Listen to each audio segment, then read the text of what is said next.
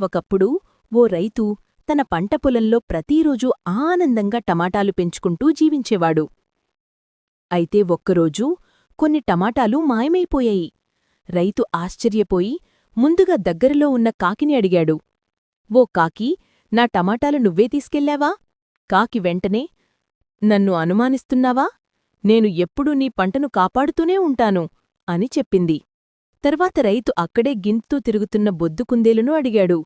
కుందేలు, నువ్వేనా నా టమాటాల దొంగ?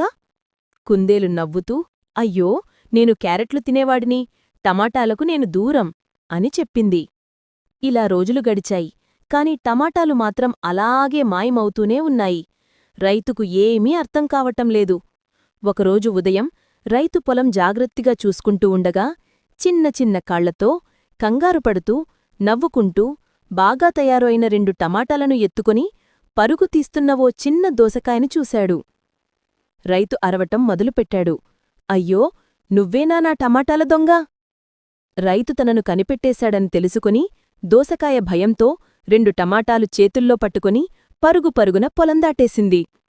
అలా రైతుకి చివరికి తన టమాటాల దొంగ ఎవరో తెలిసిపోయింది. అది కాకి కాదు, కుందేలు కాదు, ఒక చిన్న దోసకాయ.